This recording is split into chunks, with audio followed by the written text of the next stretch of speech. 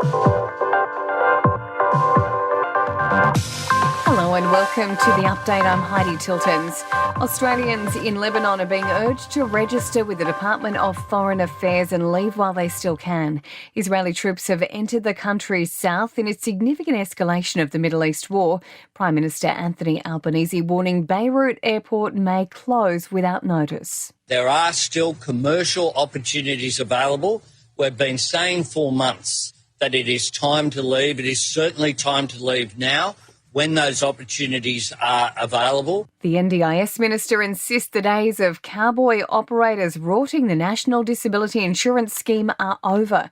Big changes are coming into effect later this week, outlawing subsidised cuddle therapy, tarot readings, rents and saunas.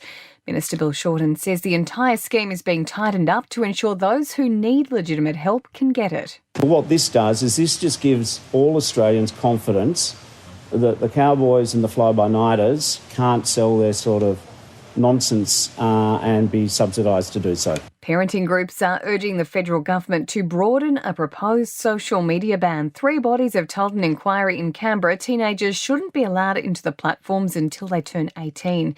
Australia's retail turnover has risen by 0.7% in August as shoppers made the most of the warmer weather and brought forward their spring spending. More people hit the shops for summer clothing, hardware and gardening items, as well as camping and outdoor equipment. Spending on cafes, restaurants and takeaway food also increased by 1% in August.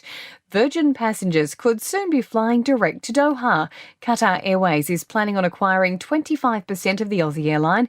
If approved, Virgin would be able to offer long-haul flights from Sydney, Melbourne, Brisbane and Perth. And 45,000 US dock workers have gone on strike from Maine to Texas over pay and automation. There are fears the stoppage will reignite inflation and cause shortages if it goes on for more than a few weeks. Sport and entertainment are next.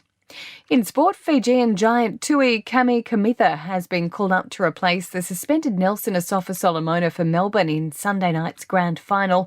Penrith has named Scott Sorensen on the reserves list as he fights to overcome a hamstring injury. Clayton Oliver has met with Geelong bosses over a possible trade to the Cats. The Melbourne midfielder is seen as attainable during the trade period, despite having 6 years to run on his deal at the Demons.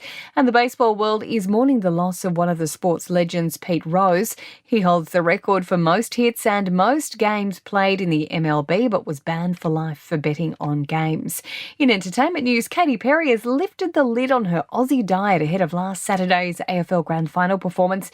The pop star revealing she stuck to hard-boiled eggs, posting a video to Instagram of her unusual peeling method, cracking the egg on her forehead.